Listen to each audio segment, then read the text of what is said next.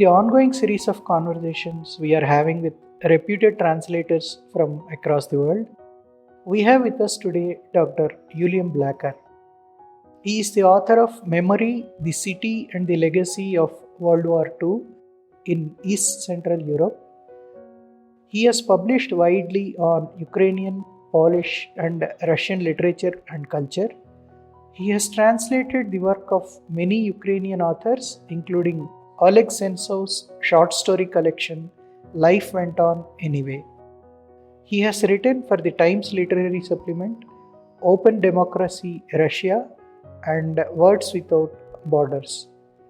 He has been on the panel of judges for the International Booker Prize this year.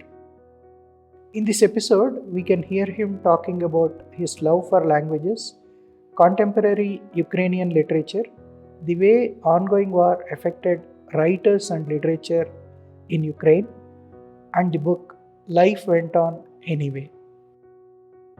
To buy the book, you may use the link given in the show notes. Good morning, Dr. Blacker. Welcome to our podcast, Harshaniyam. Thank you. Thank you so much for the invitation. Can you tell us about your love for languages and literature? Where are the beginnings from? Yeah, it's a good question. I was thinking about how to answer this question. Because in school, I didn't really study languages very intensively. In school, I had French language and Gaelic, Scottish Gaelic, but I only took them to the kind of lower level of qualifications. I didn't do hires, which is the highest school level of qualification in languages. So it wasn't something that I was particularly focused on when I was growing up. But I did grow up in a part of Scotland which does have bilingualism. So it's in the northwest of Scotland, people there speak Gaelic. So I was used to hearing two languages in everyday life. So maybe that had some kind of subconsciously somehow kind of informed my interest and kind of being intrigued by that. But I was also I really loved reading, and I read in translation, as a child, more as a teenager. I was always aware of, the big world of literature. So I guess when I got to study in university, I did think, well, why not, learn one of the languages of the literatures that I was interested in, that I was reading. And as a teenager, I read quite a few books translated from Russian. And that's why I decided to learn Russian when I went to Glasgow University. And it was more just as a kind of thing to do on the side, like as something kind of interesting in addition to my main focus of my studies, which at that time was Scottish literature. I wanted to do a degree in Scottish literature, but I liked learning Russian so much that I decided to change my degree to Slavonic and East European studies.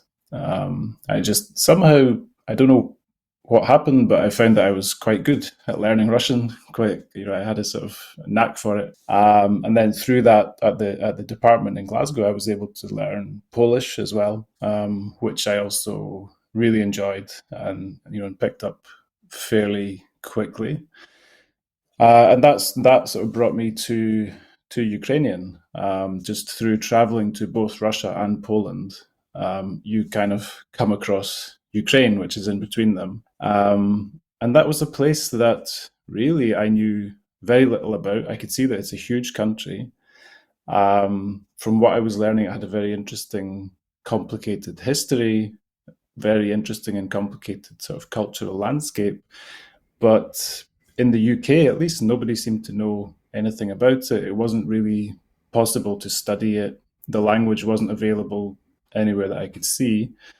I was able to learn Ukrainian a bit formally when I lived in Poland. After my studies, I moved to Poland for 2 years.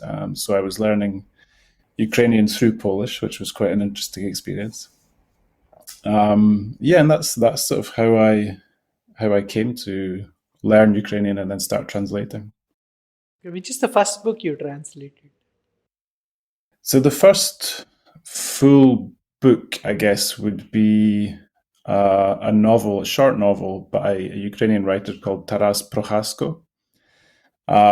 He is one of the most important Ukrainian writers of the sort of 2000s.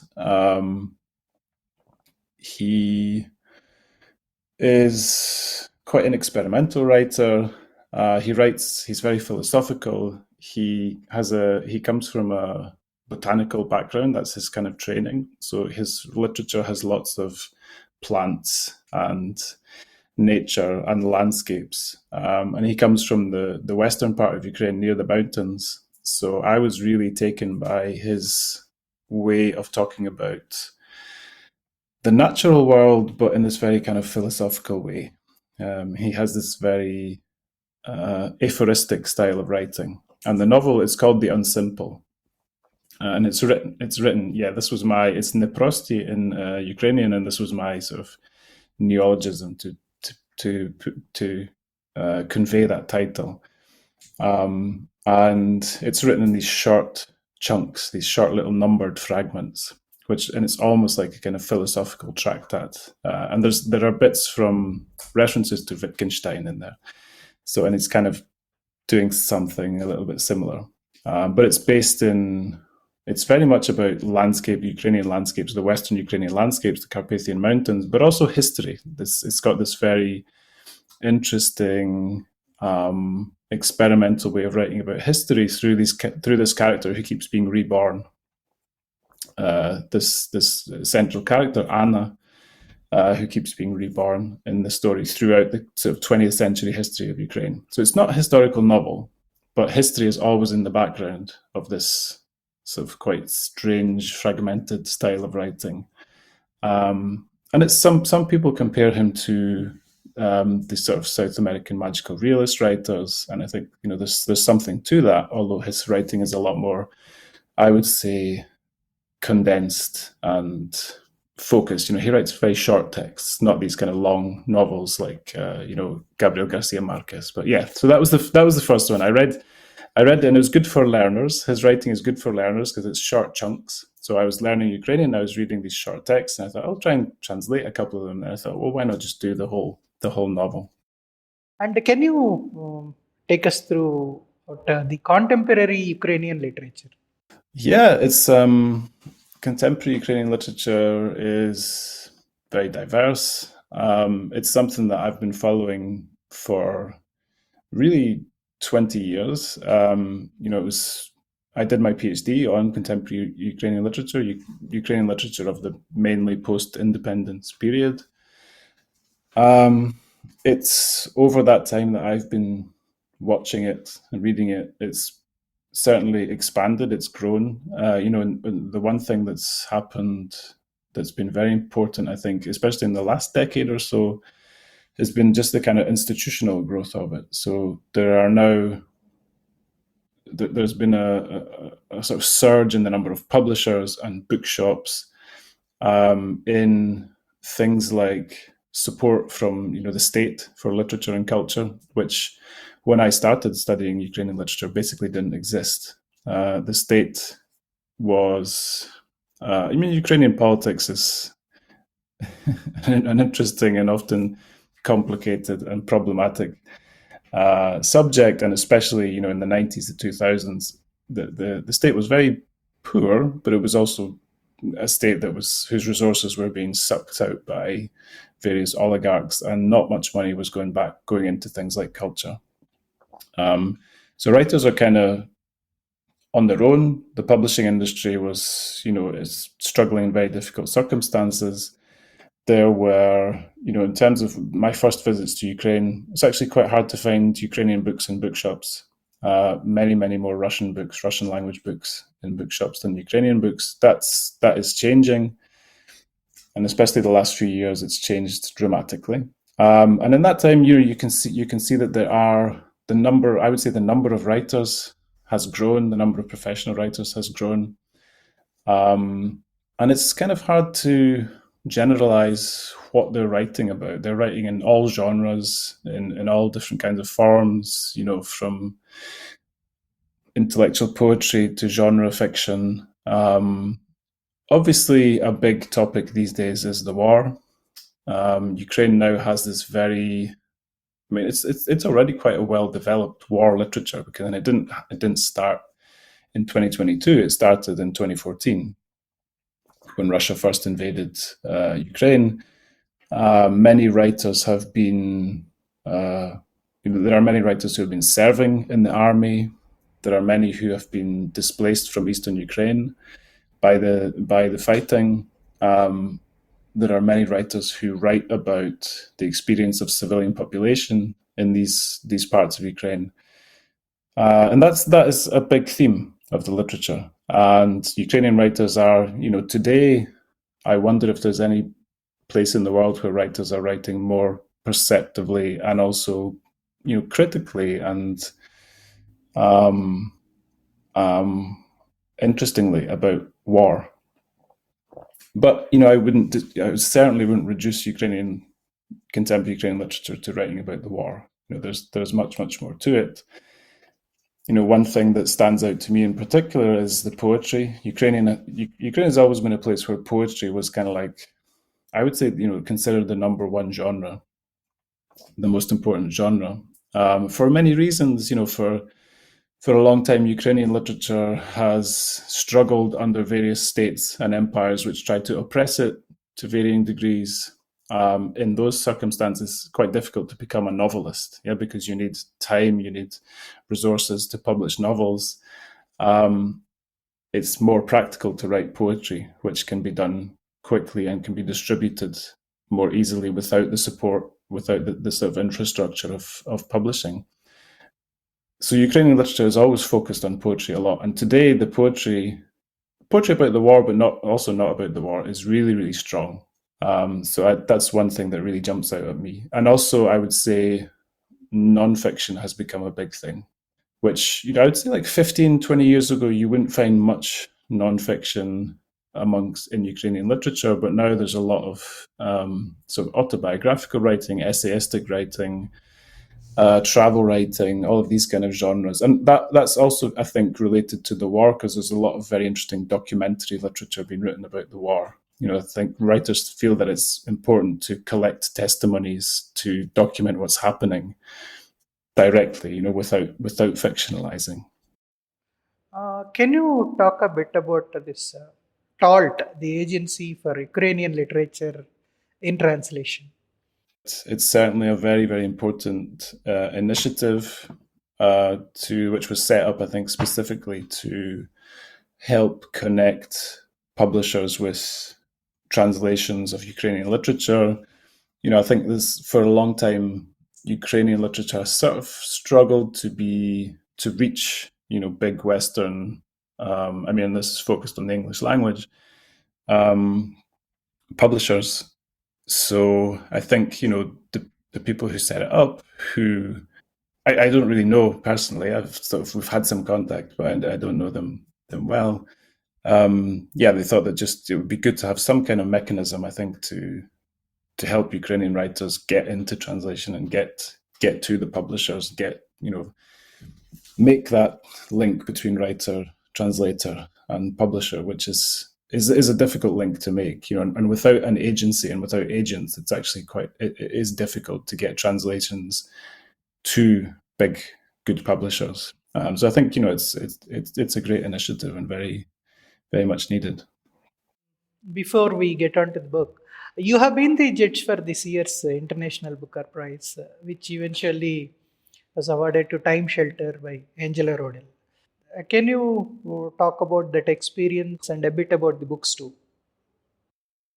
Yeah, so it was a really interesting experience. I mean, one of the most interesting things I've done in my whole life. And the chance to read books from so many different countries, which otherwise I would never have read, was just amazing. And also the ability to discuss them with my fellow judges, who were people from very different places and backgrounds, but who all had just such wonderful things to say about literature, and it was just a real privilege. to be part of the conversation. And also, I have to say, the Booker Foundation was just a great organization to be part of for a while. It's really an organization that cares very, very deeply about literature and literature in translation. And what I love about it is that they treat the translated literature on the same level as the English language literature. They have the two prizes, but they are given sort of equal footing. It's not sort of like the translated literature is considered less important in some way, not at all. And I think that's a wonderful thing. There were a lot of books, so we read more than 130 books. Yeah. What is the span like? How many days? I mean, I think we started reading them in August of 2022. Would that be right? And then obviously we finished them by, I guess, May in 23. Sort of, I remember working out it's almost a book a day at some point. I mean, obviously some books are very short, so you can sometimes you could read two or three in a day because they're nice and short, but some are very long, and you need 2 or 3 days. So, but yeah, the books were from all over the world. Some parts of the world are better represented than others, obviously. Um, the the process was just to read them in, read. They come gradually. So we read like the first 30, 40, then we discuss, then that's how it goes. So we met every few months. I don't remember exactly, but it was like every 2 or 3 months we met over that period. And then obviously you have more meetings for the long listing and then for the short listing. I was really struck by how diverse this kind of literary landscape was. How the prizes for a novel, but what is considered a novel and what a novel can do is a very open question. And you could see that writers in different parts of the world are approaching it in different ways, but also sometimes doing kind of similar, interesting things in different parts of the world, seemingly simultaneously. It was, I would say, the submissions were generally dominated by European literatures. But there were also many from South America, from Latin America. That was a particularly strong area. Also, Japan, Korea, quite a few very strong submissions from there. One of the shortlisted books was from Korea. But there are some parts of the world which are sort of underrepresented. For example, I think there was only one book translated from Arabic which was submitted. From India, there was only one book which was submitted. And I'd say from the whole of South Asia, I think there was only one book. I don't. Maybe I don't remember something, but it was very few, which is a shame. There was one book. That's Perumal Murugan. His novel Pyre. Aniruddhan Vasudevan is the translator. Yes. That's right. Which was, as far as I remember, was long listed, and that was a great book. But you do sort of wonder where are all the Indian books, and it would be nice. Obviously, some of those are written in English. It's from that part of the world written in English, so we wouldn't have been considering them. But yeah. Now, coming to the book, The Life Went On Anyway. When did you first come across the book, and how could you get the book published? So I first came across Sentsov, I guess, when he was arrested. He was in Crimea at the time when it was annexed by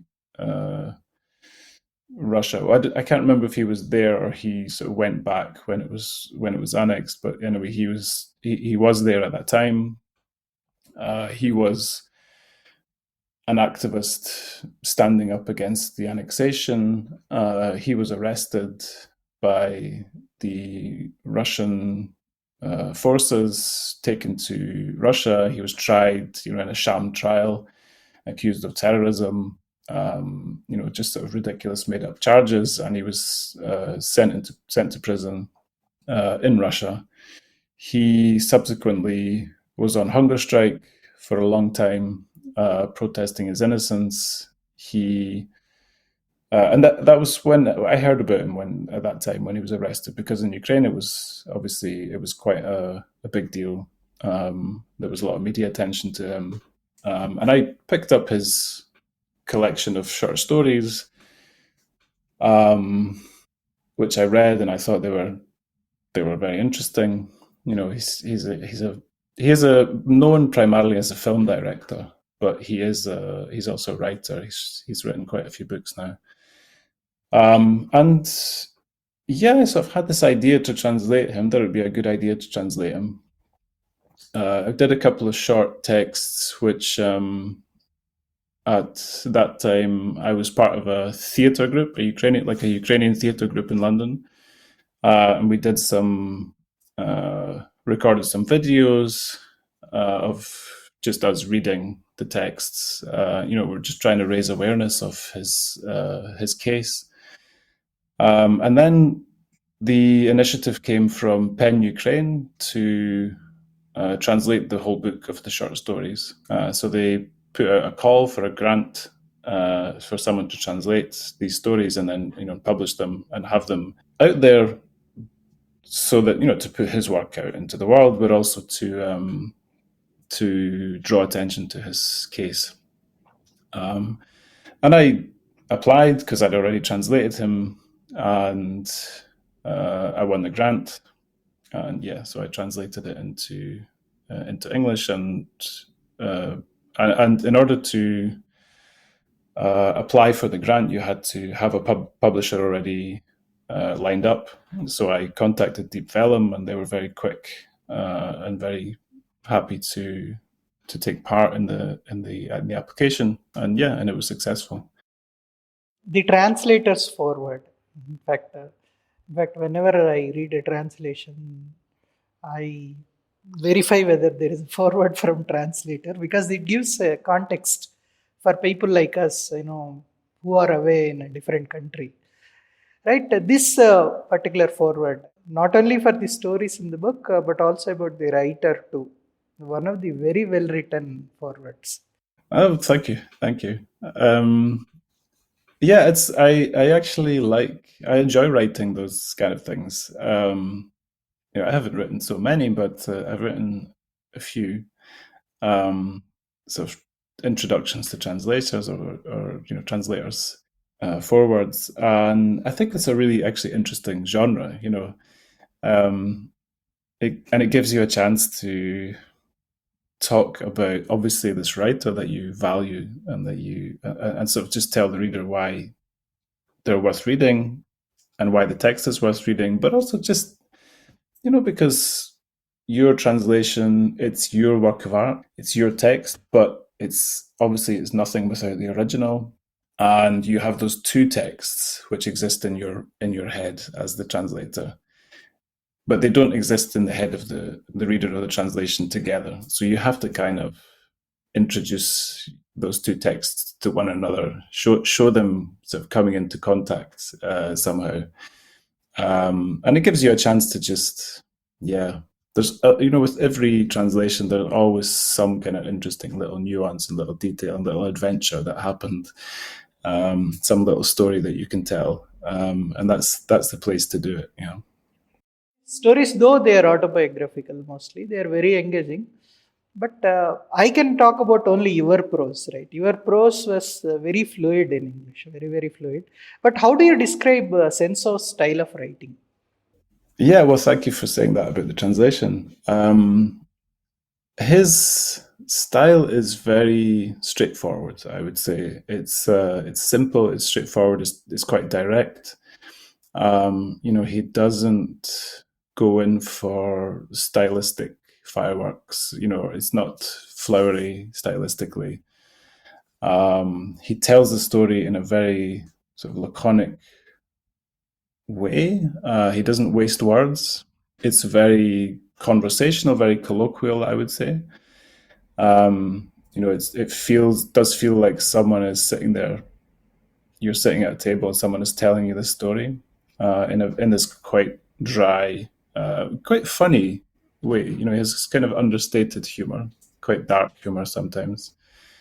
So I tried to write prose in translation that would somehow feel would not feel too formal. That would kind of retain that kind of lightness and, like you say, fluidity. It does feel like someone who's good at telling stories, but who's just telling you the story. They're not focusing on producing a very sort of elaborately constructed text on the page. It's more like it's the voice in the moment telling you the story. So I tried to keep that. Now, two of the stories from the book. The first one is the dog. Dog is the story that talks about a relationship between the pet and human in a very interesting way. What are your reflections about this story? Yeah, the dog story is really heartbreaking, and I mean, it's a story that many people, I guess, can relate to. If you've had a pet when you're a child, you probably feel this story, and I did. I had a big dog when I was a child, and maybe not quite like the dog in the story, but yeah, I could certainly identify with it. But I think what's happening in that story. It's something to do with how we build relationships, how we build emotional attachments, when we're children, and then what happens when they are broken or destroyed in some ways, or when we lose things. And a lot of the stories actually are about those early experiences of loss, which you go through as a child, and which sort of prepare you, but also sort of don't prepare you for later life. Because it never gets easier, I suppose. But that it's that being introduced to being attached, to loving and then losing. And I thought but he does it in such a way it's not over sentimental. It's in some ways he's quite a tough storyteller, but at the heart of the stories, there is a real emotional experience, and a real emotional honesty. And the other one is grandmother. He starts the story by saying he didn't like her. Yes, yeah. And the story, suddenly, when it gets into that second person narration, that makes the story very powerful, actually.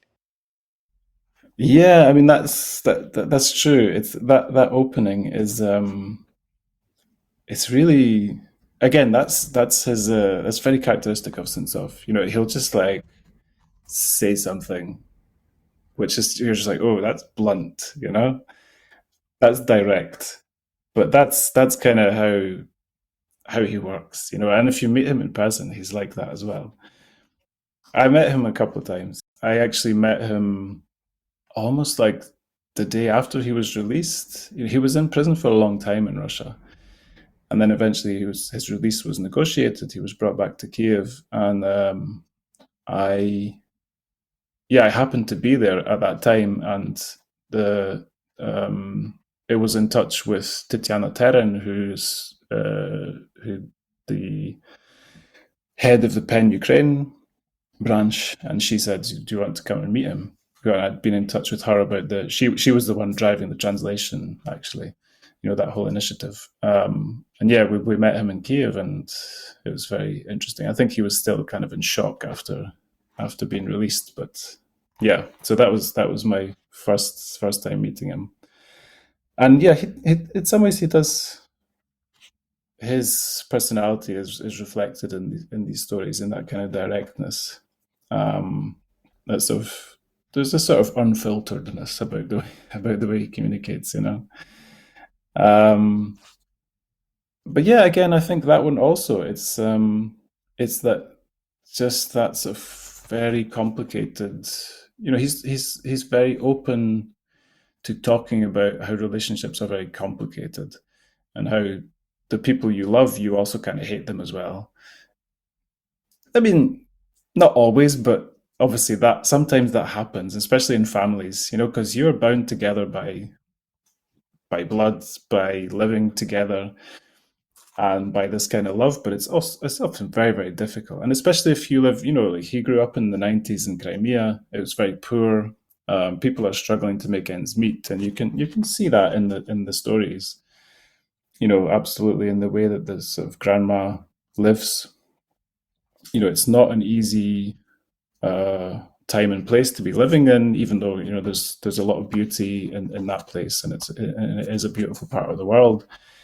But for people in the '90s, when he's writing about, or before, it's not easy, and the kind of the tensions within families is brought out really well there, and I think it's really refreshing to read a writer who just is so disarmingly brutally honest about these things. You can say, I didn't like my grandmother, but then can kind of get under the skin of grandmother and explain why grandmother was like that. And so it's this kind of, there's resentment, but there's also real empathy. And I like that sort of emotional complexity of these stories. Yeah, and the way he ends it, he says, the rather you say, it's easy to love a person who is far away, but hard to love a person who is nearby. Mm-hmm. It's also easy to write about all this, but hard to do anything about it. It's very, it resonates deeply actually, that last sentence, but hard to do anything about it because you lost her. Yeah. Yeah. I mean, and it's, yeah. And he has this kind of like quite, he likes coming up with these phrases and these, rules for life sort of thing. And I think that line also, it's easy to write about this, but it's hard to do anything about it. And this is a book about his childhood, and it's a book about these things which so deeply affect you and shape you as the person you are. But they happened a long time ago, and there's nothing you can do about them apart from talking about them. And that's what he's doing. This is a sort of, I would say there's a kind of therapeutic nature, a therapeutic aspect to this. But obviously, you're talking about things that you can't change, and you have to accept that. And I think that's every story in here is about something. Something happened, and it's inside me, and it's it's deeply inside me, and it can be traumatic, or it could be some moment of just great beauty and freedom I felt as a child. But a lot of it is the more traumatic things, and it's there, and I have to accept it. I can talk about it, but I can't make it go away. What is very interesting is that writers, as a form of protest, they write about inequalities in the society, oppression, and all that. But Senso seems to be a man of totally different nature. I believe he's fighting the war now. Yeah, so he joined the armed forces, when the full-scale invasion began. He's been fighting for a long time already. He's been injured several times. So it's just where, those of us who know his work and who translated him, there are a few. I'm not the only English translator of Sentsov. So there's Kate Turkan, who's a very good translator. Daisy Gibbons, another excellent translator from Ukrainian. Dmitro Kayan, I think, is another one who's translated him. I think all of us as translators are sitting wherever we are and watching those writers that we know and praying that they're safe. And some of them are on the front line.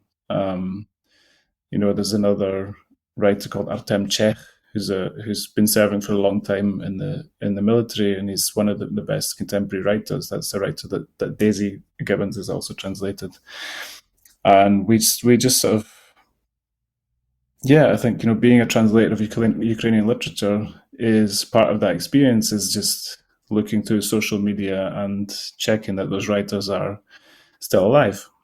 And one of the writers, one prominent contemporary writer, Victoria Amelina, she was killed a few months ago in a missile strike, and she was someone who I had met a couple of times. I translated one of her poems. We did an event in London with her.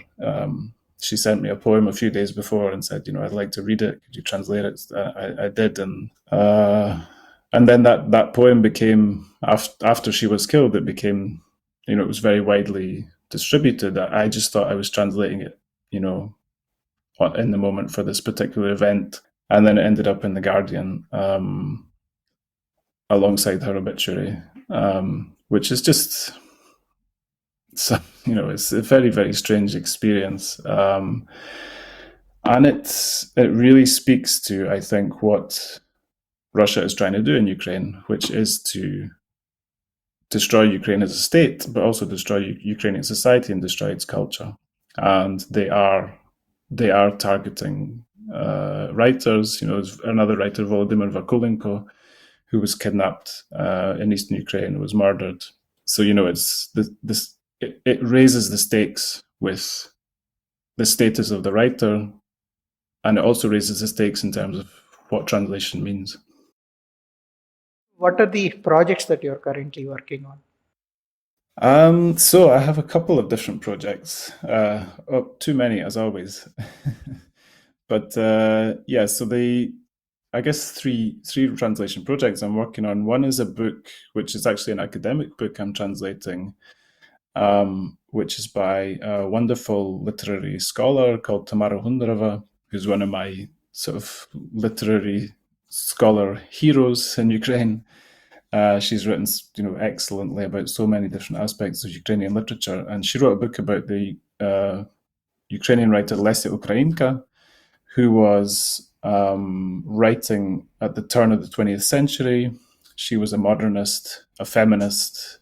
She wrote these wonderful plays, which kind of are about Ukraine in sort of indirect ways, but she uses settings from ancient Greece or biblical settings. She's very, very plugged into kind of classical culture or world culture. Taking in all the kind of latest, at her time, trends in European literature. She was very much a modernizer of Ukrainian literature. Really, really interesting. Her plays are being translated at the moment. So there's a wonderful translator, Nina Murray, who has translated Lesya Ukrainka's Cassandra into English. And this book by Tamara Hundarova is about Lesya Ukrainka's life. So I'm translating that. I'm also working with a wonderful poet, Irina Shuvalova. So she's one of the most prominent contemporary Ukrainian poets, and I've been doing her poems for a few months now. So we've published a few here and there. I think she's a really brilliant poet, and she's written some wonderful poetry in relation to the war as well. And the last one is a writer called Mike Johansson. So it doesn't sound Ukrainian, but he is a Ukrainian writer who was writing in the 1920s, beginning of the 30s. He was shot by the NKVD in 1937, I believe. And he was an avant-garde writer, an experimental writer, and I've translated his novel, which is called The Learned Dr. Leonardo's Journey into the Switzerland of the Steppe with his future lover, the beautiful Alceste. Oh, that's a long time. Yeah. Who is publishing it?